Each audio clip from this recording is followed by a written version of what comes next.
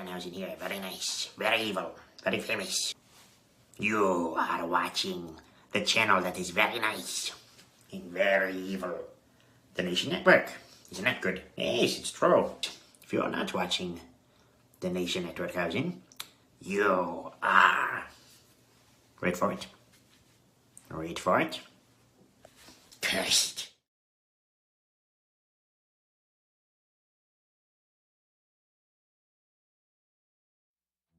And the news has come out that Chris Jericho has returned home. This is absolutely ridiculous.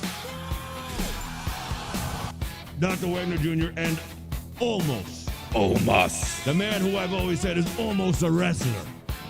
What could he have possibly done for the WWE? This is taking one of your top talents. This is the future of your women's division, and you almost ended it.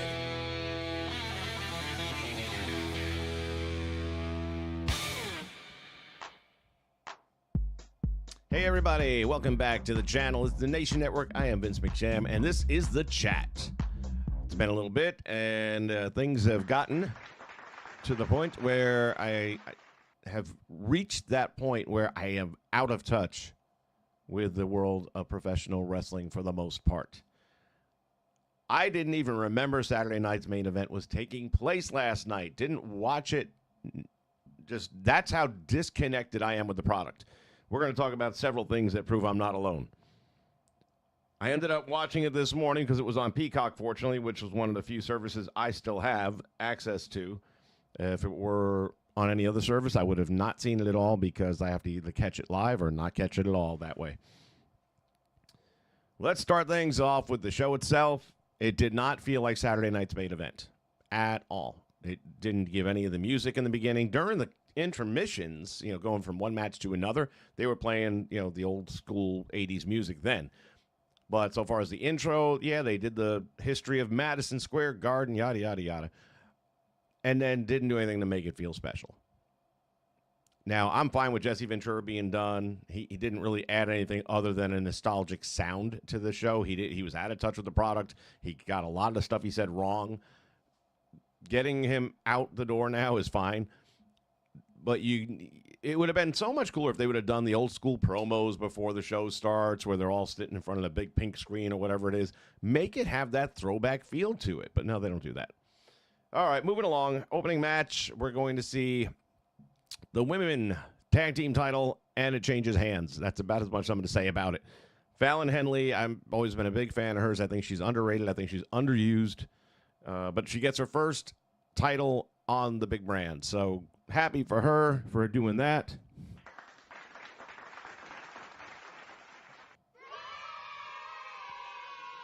That leads us to Danhausen. I've got to tell you, there's two things that I've wanted to see. One was Danhausen's Madison Square Garden return after the curse. And I want to see when he goes to Cleveland. I have a funny feeling he's going to get a better reaction in Cleveland. There was nothing happening for his entrance, which I was shocked. It's like, man, the guy was like such a part of the whole Knicks run and all that kind of stuff, and he was front and center. He removed the curse, and all of a sudden they win 13 in a row. I mean, you'd think the guy would get some sort of love, right? No, man, that crowd was dead on arrival during his entrance. You look at, don't take my word for it, look at him in the ring as he makes his entrance. Look at the entire crowd behind him. There aren't any hands clapping. 0 hands are clapping. They're either sitting or they may be standing with their arms crossed. I'm looking through the crowd. There was one guy back right of the screen who had a Danhausen Knicks jersey. I think it was a Danhausen Knicks jersey, but he had a Knicks jersey on with the Danhausen paint. That was it. That was it. Nobody else was showing this guy any love. And I was like, damn, this is not good. It's like the only thing anyone gives a shit about is when he does his little segments. That's it. They don't care about him in the ring. As the match goes on, kind of proves my point. The crowd doesn't get into the match very much, at least not initially. Things happen later on. I got my notes here, so I got to fall back on these occasionally. And I'm not an NBA guy. I gave up on them so many years ago, I can't even tell you.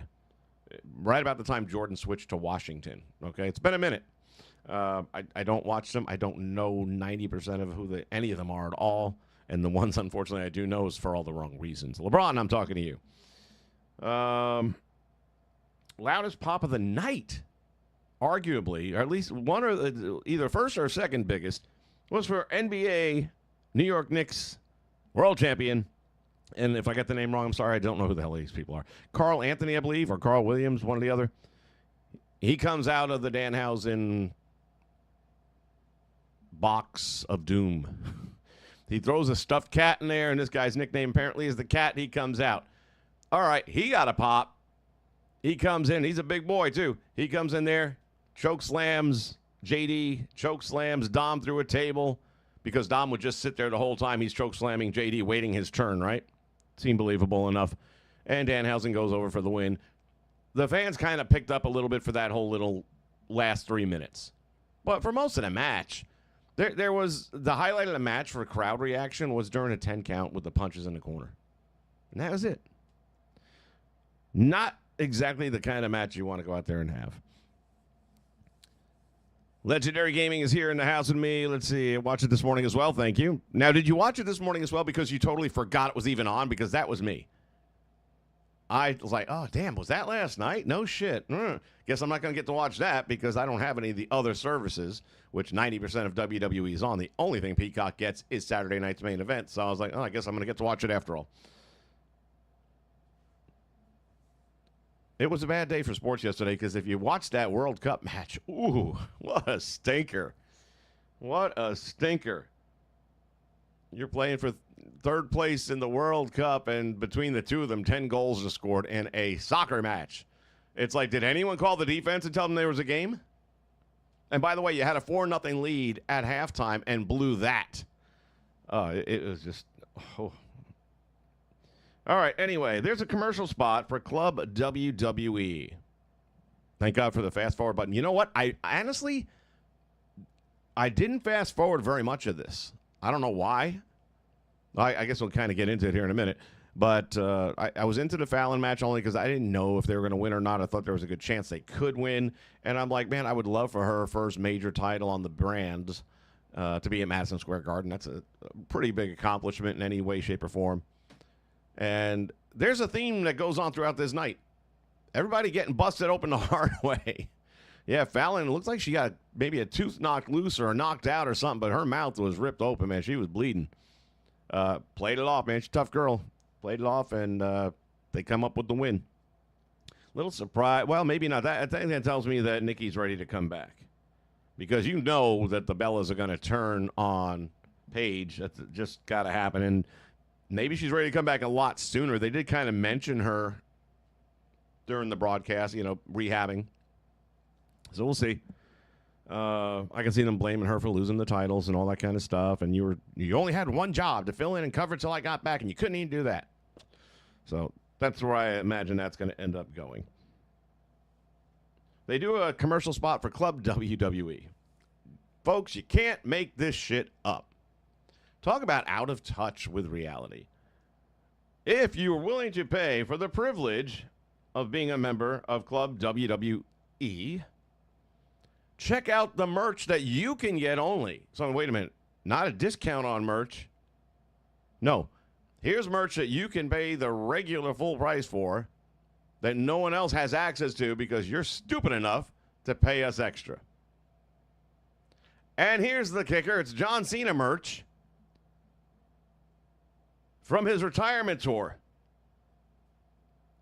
For all the cities he didn't get to perform in. What the hell are you talking about? There were a lot of cities out there that I would have loved to have been to, and we've made some special merch up just to cover the France and Burley's and this. But what the? One last time for the cities I didn't go to? And you have to be a Club WWE member to buy it at regular price. Makes sense of this world to me. I swear to God, makes sense of this world to me. Moving on. Not that far along. Where's my notes at? There we go. We got Bailey going up against Lyra.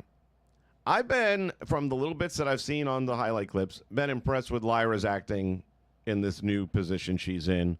I'm not saying I agree with the booking or anything like that, but her performance, just from an acting standpoint, I feel is very good. I thought that was accentuated last night in her performance again. I thought the look, the demeanor, the way she's walking, the way she's just interacting with Bailey. I thought Bailey was doing. Bailey always does great. I mean, Bailey was Bailey. You just know what you're going to get with her. One of the things we know we're going to get with her is goodbye, because she's leaving. I think everyone in the world at this point kind of knows that her contract is coming up by the end of the year, and it's very clear that she's not going to be sticking around. I don't even blame her at this point. I always felt like in my heart of hearts, she's got to be a WWE girl. She's got to stay the course. She's been there her whole career. She's had some amazing moments in matches. She's going to end up going to AEW and maybe have a few good matches again with Mercedes, and that's it. And that's it, because Tony, man, first off, she's getting to that point where you can't wrestle forever, and she's kind of getting there. She ain't there yet, but she's getting there. So you're going to burn those last few years in the land of the lost, where people just go to disappear. Poof. Of course, you can stay in the WWE, and that shit happens here, too. We're going to talk about it.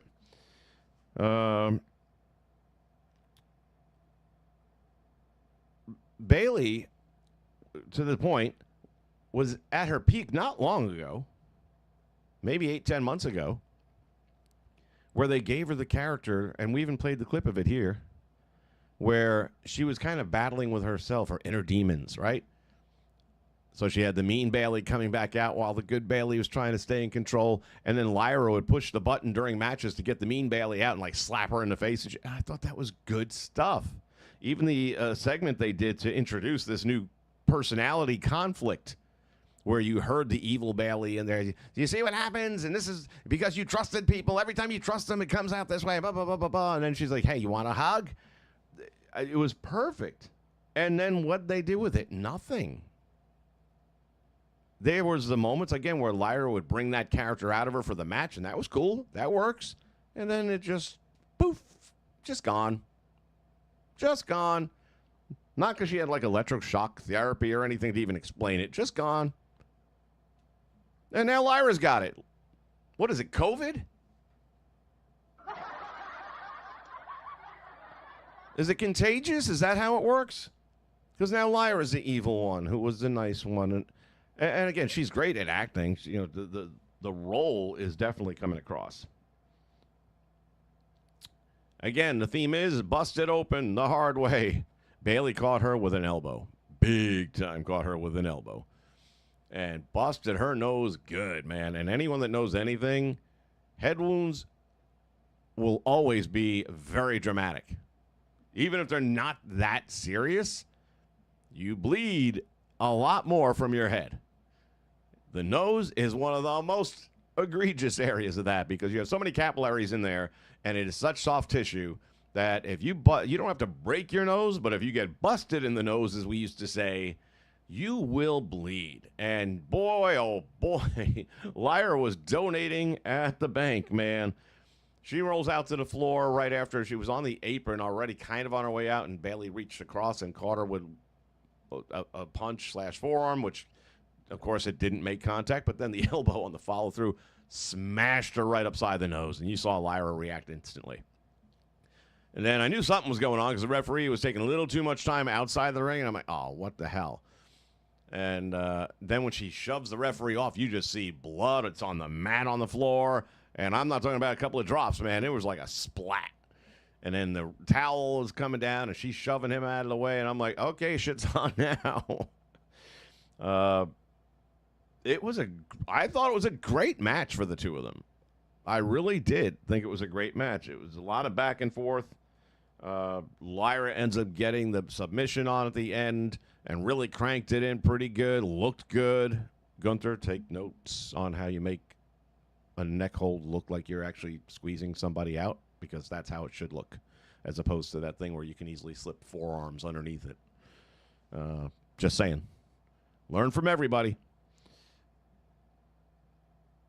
Then when the match is over, back out on the floor, and Lyra does it some more. Again, puts her in the submission hold and wrenches back on it. Bayley's pretty much out.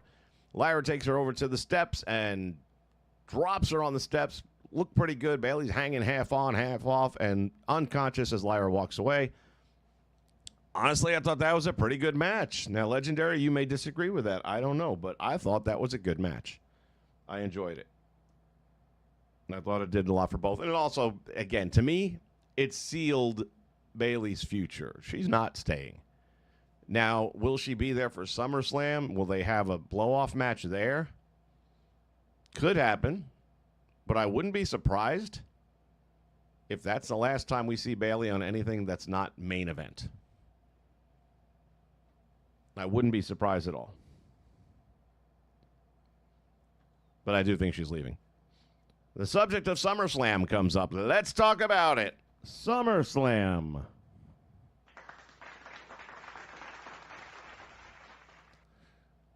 How are your tickets selling?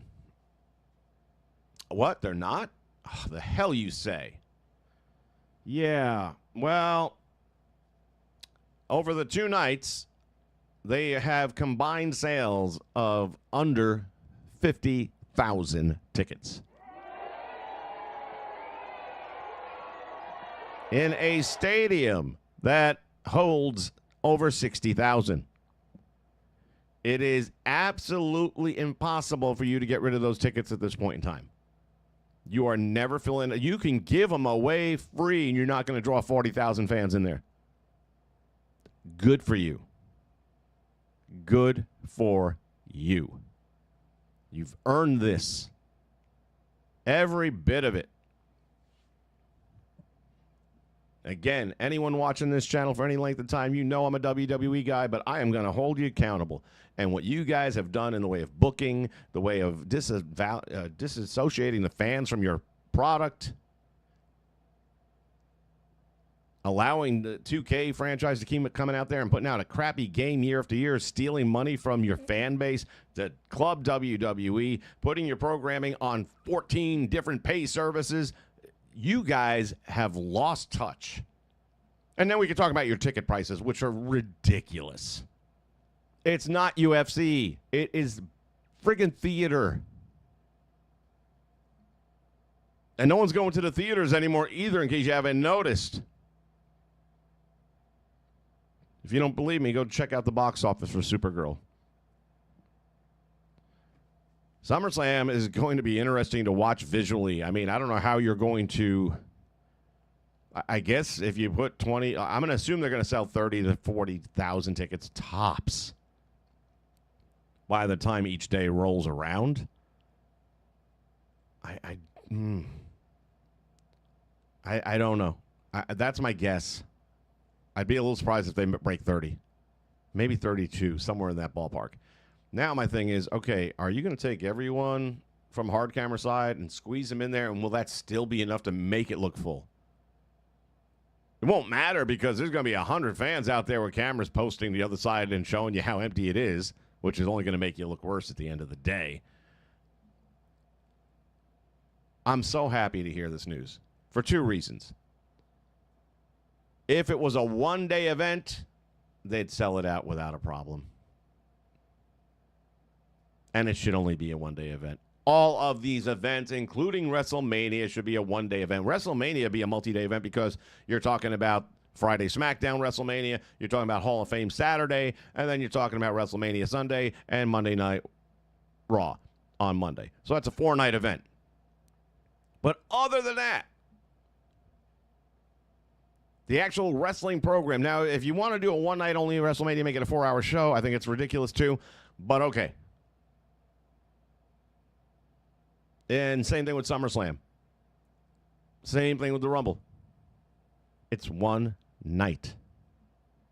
This dragging it out into 2 nights and putting it in stadium, and then the utter gall to be charging $2,000, $3,000, $6,000, $8,000 for a ticket, singular, just for the chair, and you don't even get to keep that half the time. No. I told you guys, sooner or later, the roosters are going to come home. Or chickens are going to come home to roost. We go backstage for a segment between Cody and Punk. It's a good little promo spot. There's a little friendly jousting there, but they both have the same thing in mind. We want a one-on-one match at SummerSlam. Amen, brother. Indeed, a one-on-one match at SummerSlam is the right answer. However, the booking and getting us to where we're going, that's something else I would dare say. I said before, I'll say it again. What I say should have happened is at Saturday night's main event, Gunther should have been, not Gunther, I beg your pardon, Brock Lesnar should have been the one to dethrone Sami Zayn, take the title with him into SummerSlam against Oba. Now you've got the old guard, now you got the new guard, and we know Lesnar's leaving wrestling. It's your main event, Hell in a Cell, the rubber match. Fuck me, how easy is that? And you need to start putting big names moving forward that are young. And they just don't seem to get the message. When we complain, what do we hear?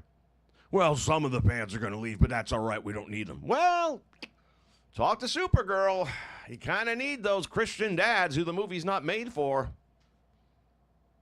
These people just are stupid. Stupid.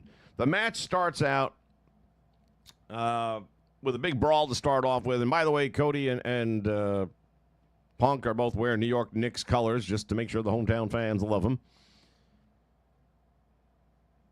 The loudest chants of the night probably were CM Punk again. There's something about the guy I haven't quite figured out. I enjoy some of his wrestling, throughout his career. I'm not like a CM Punk guy and by any stretch of the imagination, but I respect what he's done for the business, what he's doing in the business. I just never, ever saw him with that Austin level appeal. And he's got it with the majority of people. Enough to, make that place rock. And kudos.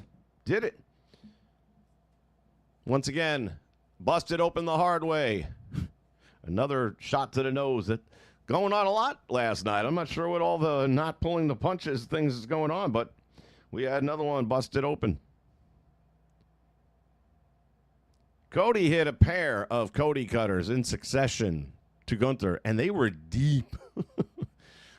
Cody came off that rope, and by the time he caught him in the cutter, he was like maybe 12 inches off the mat, so Gunther was just like snapped down. It looked pretty impressive, I got to tell you. I enjoyed the two cutters. I thought were both really good. Then, of course, we got Sammy with the blue thunder bomb, gets a count of one, gets a count of two, and there's the kick out.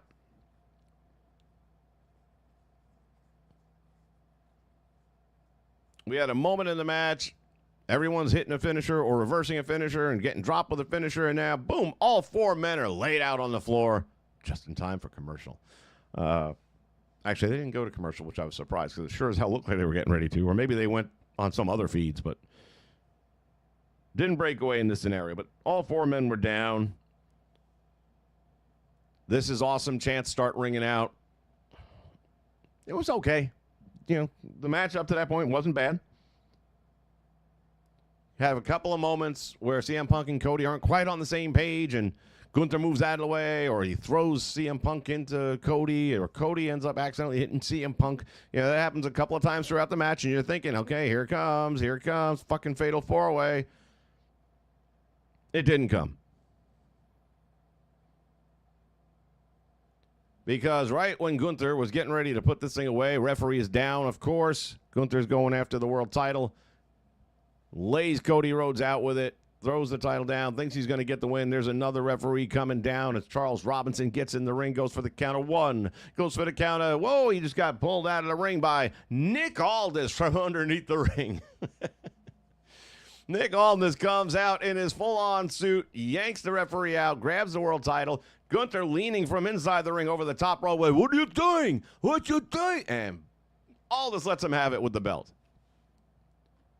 And that leads to the 1, to the 2, to the 3. We have a 1v1 match at SummerSlam. We actually got a couple of them now because Gunther and Nick Aldis is going to happen. For those of you that have never seen Nick Aldis wrestle throughout his career, I'm not going to sit here and tell you, he's the king of the kings and he's the most underrated of all time or anything like that, but he's a really sound wrestler. He puts on good matches. He and Cody had a killer match way back in the day with AEW for the NWA title. If I recall correctly, I believe it was the NWA title. Yeah, when he was the NWA champion for Billy Corgan. They can have a great match. And he and Gunther will probably steal the show. I wouldn't be surprised. The ring rust might be something that could affect things. We'll see. And again, if you'd make SummerSlam a one-night show, I'm all in. Because you've got matches that I actually want to see. I want to see Gunther going up against all this. I want to see CM Punk and Cody in a one-on-one match, which hopefully just has a clean finish, and then Cody's going to turn heel. And you don't even need to, because they did the friggin' promo perfectly. We are friends. We've been brothers. At SummerSlam, we're opponents. It's the business. When two of the best at what they do want to see who is the best. That's all you needed. It has worked in the past. It can work again, but damn, the WWE just doesn't have a writing. I had posted something somewhere, probably on X is my guess, that if they have a sign backstage on one of the doors that says creative team, can you please remove it until you find one? Because there is no creative. It is dead. As the match is going off and CM Punk gets his hand raised by Cody in the middle of the ring, and then Punk takes the strap and instead of putting it over the right shoulder like you normally would, flips it over his left shoulder, and the tail end of the strap flips and smacks Cody in the eye. Punk wasn't aware of this, of course. It's all set. But Cody kind of looks at him like, what the fuck kind of disrespect was that? And this is my point. I'm hoping they're just going to basically use little moments like that to plant the seed going into SummerSlam, and that it doesn't break down like next week into some attack. And look, there's a lot of people who want to see Cody turn heel. I think it's stupid. I think it's unnecessary. And I think it's lazy booking. To quote the man. All right, that's it for SummerSlam. Saturday night's main event might be it for SummerSlam. I guess we'll have to wait and see. Moving on to AAA, and I'm going to cruise through this because I know a lot of you guys don't really watch it too much, and I'll be honest, the last 2 weeks haven't blown me away. That said, the week before that, I thought it was pretty freaking good. So, last night, Rey Mysterio comes out. He is the GM now of AAA Wrestling, if you weren't aware. And whoever the guy was doing the translations, I'd have been better off listening to him in Spanish and figure it out myself. It seemed like he didn't know how to translate Spanish, or maybe he just didn't know English. So he knows it in Spanish, but I don't know how to say in English. It was a friggin' horrible translation and ruined the whole segment pretty much. End of the day, Andrea was reinstated. That is, of course, the real-life girlfriend of Kaiser, who had that little altercation in the elevator with that's still being played out. So she's been reinstated, and then he goes on to talk about the currently vacant title that was held recently by, what's his name? By Kingo. He suffered a legit knee injury. He's going to be out for about 9 months. That's unfortunate for him because he is a top performer for that company.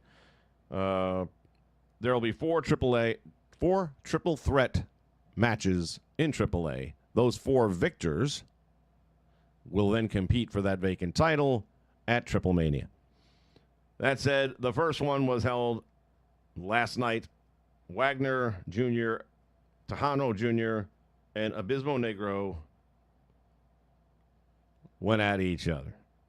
It was a mediocre match at best. Not the best I've seen in AAA. Tejano Jr. is a big dude, and not what you normally imagine for AAA luchador wrestling, okay? And he doesn't move all that well, if we're calling a spade a spade. Wagner's not a small guy either, but he can move. And he had one really cool moment where he went, the other guys are both on the floor, and you know what's coming. He goes up to the top rope. He actually tight rope walked the top rope about 2 to 3 steps and then hit with a senton. Looked pretty damn impressive, especially for a guy with his physique.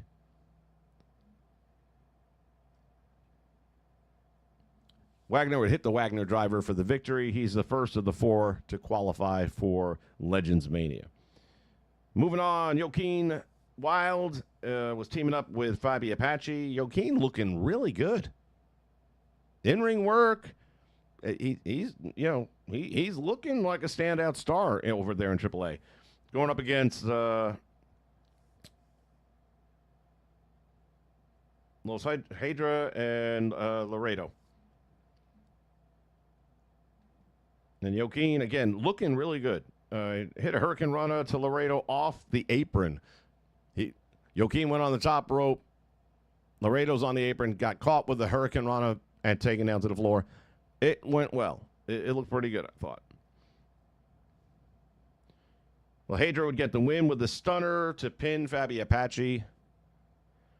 And that is all about the mixed tag team title match that'll be coming up at AAA. Or Triple Mania, I beg your pardon. Then one of the bright spots, Perros Del Amor, which is a rejuvenated tag team division, or call it what you will, faction, that has certain vibes of the old NWO in its own right, but this has a history in Mexico when it was with CMLL. And there is one member, the founding member, that has the ability to kind of hang on to the name and bring it with them, and it's been going pretty well, all things said. It looks good. They cut a pretty solid promo in the ring. And this is forcing Dom Mysterio and Americano to join forces so that their main event match at Triple Mania isn't screwed up.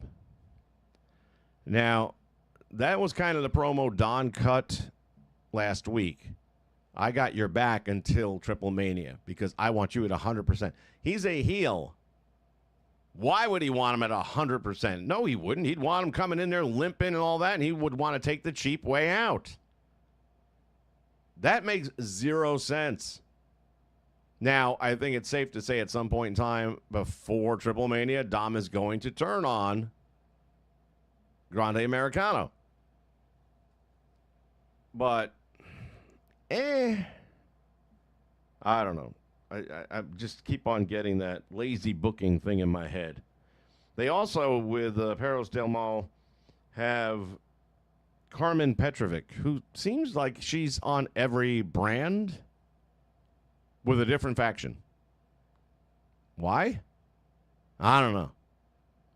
Seen her on NXT. Seen her on, I think, SmackDown. And I like her here in AAA. I feel like that's a good fit. That group right there feels pretty tight, looks good together. But to have her like in that character on Saturday, totally different character on Monday or Friday, whichever it was, and then another character on Tuesday, something's got to give. You got to pick something. So overall, my recap, I'll say that Saturday night's main event I thought was better than I would have expected it to be. Does that mean it's a good show? Not particularly. Average? Probably. Is it even good by the legacy of Saturday night main events? No, it's not even in the conversation. And it hasn't been since the rejuvenation of it on a regular basis. What are we on the 4th or 5th episode of Saturday night's main event now, since they've kind of made it a more regular thing? And they have yet to connect the dots. I don't get why. I mean, you still got guys like Hunter back there who should remember what it was about, even though he wasn't really part of it either. He's a historian. And why they're not reaching back, or maybe they just figure us old guys ain't watching no more, which wonder why that would be. Why for the first time in my entire adult life, hell, my adolescent into adult life, I didn't even know Saturday night's main event was on. Forgot all about it. Not because I don't like wrestling. I don't like what you guys are giving us for wrestling. And guess what? Based on SummerSlam ticket sales, I am not alone. But you will be, because if people don't show up for your shows, then we're back to COVID days, aren't we? Maybe just move the show back in there with the TV monitors around. How about that? Heading in that direction. As for our channel here, ladies and gentlemen, you may have noticed the last couple of weeks, I have found the old footage from the original channel 22 years ago. a lot of this is the footage that got that channel taken down. So I've been having to go through certain episodes, try to upload them and see what it says, and then have to remove things. And even all these years later, where there's it's a lot more friendly environment nowadays when it comes to copyright. A lot of it's just like, okay, you can't monetize this, but you're allowed to show it because the people whose product it is, they'll make money from it, which I'm fine with.